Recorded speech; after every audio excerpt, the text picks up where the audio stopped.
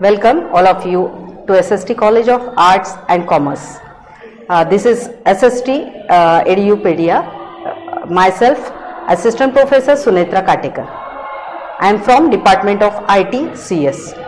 Today I am going to start SYIT Semester 4 course is Introduction to Embedded System. So my topic is Introduction of Embedded System. Now I am going to finish this contents, which is embedded system and introduction. Difference between embedded system and general purpose computers. Third one is history of embedded system. Fourth one is classification of embedded system. Fifth, applications of embedded system. And last is purpose of embedded system. So what is mean by embedded system? So an embedded system is an electromechanical system designed to perform a specific function and combination of computer hardware and software. An embedded system can be an independent system or it can be a part of a large system. An embedded system is a microcontroller or microprocessor based system which is designed to perform a specific task. Okay, now example of embedded system: washing machine, air conditioner. This is a day-to-day life we are using. Next point is differentiate between embedded system and general purpose system. Now we know the general purpose computers, so we are using simple microprocessor in our computers, but here we use the embedded system. So that is the difference, which is in general purpose computers a system which is a combination of generic hardware and a general purpose OS for executing a variety of applications. But in embedded system, a system which is a combination of special purpose hardware and embedded OS for executing special set of applications. That is a special purpose. Again, general purpose, it contains general purpose operating system. In embedded system, it may or may not contain operating system. So again, applications are programmable by the user in general purpose computers, but in embedded system applications are non-programmable by the user. Okay, next is less towards reduce operating power requirements options for different level of power management. But in embedded system, highly to take advantage of power saving. That is the main purpose of embedded system, which modes supported by the hardware and the operating system. Okay, now your next point is history of embedded system. First, the Apollo guidance computer, which is AGC, introduced embedded operating systems in 1960s. So this AGC was designed on only 4K words of ROM and 256 words for RAM. So it's a very little computer.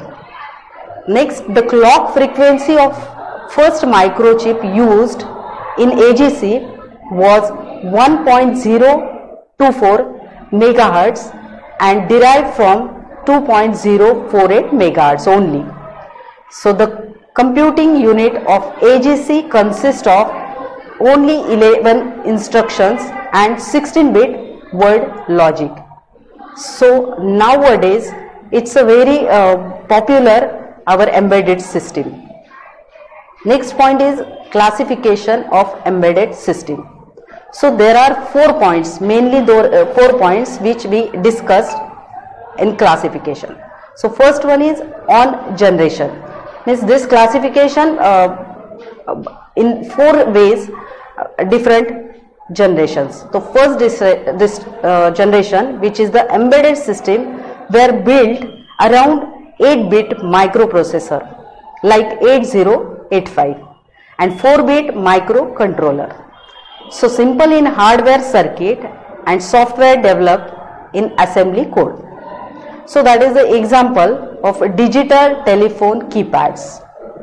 Now next, second generation, which is 16-bit microprocessor and 8-bit or 16-bit for microcontrollers. So they are used to assemble embedded system. So there is an example for data acquisition systems or SCADA systems. Now third generation processors are used in these generations are Intel Pentium and Motorola, which is 68K. So this is the example which is networking, media, etc. And fourth generation. This generation having 64-bit microprocessor and 32 microcontroller. So it is highly performs real-time embedded system. So we will take the example smartphones, mobile internet devices. So first point is on generation of classification. Now second point we considered on complexity and performance. So there are three major parts of on complexity.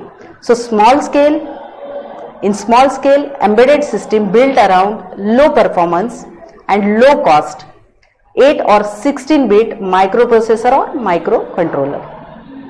Next is medium scale, which it usually contain an embedded operating system for functioning.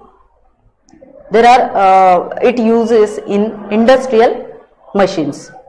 And third one is large scale, which is assembled 32 or 64-bit RISC microprocessor or microcontroller. So example is mission critical application. Number third classification point, number third is on deterministic behavior. This classification is useful for real-time system. This is the best example. Real-time embedded system are divided into hard and soft. And fourth one is on triggering. So these are the classification of embedded system. Now next point is applications of embedded systems. So we are using today different applications for embedded system. So first one is consumer electronics. There is a camcord, cameras. Next is home appliances, and the popular our washing machine, refrigerator. We already use these things. So next is automotive industry. There are anti-lock braking system, which is ABS, and engine control. Next, home automation and security systems. So air conditioners, sprinklers and fire alarms. In telecom, cellular phones, telephone switches are the example of embedded system. So next is computer peripherals, which printers and scanners. Now next, computer networking system. So network routers and switches are including in your network systems. So next, in healthcare we are using the best example, which is ECG machines. Next is again banking and retail. We are using automatic teller machines, point of sales. These are the best example in our day-to-day life. So next is best and important, which is card readers. In this, barcode smart card readers are available. So these are the basic applications of embedded system. Our next point is purpose of embedded system.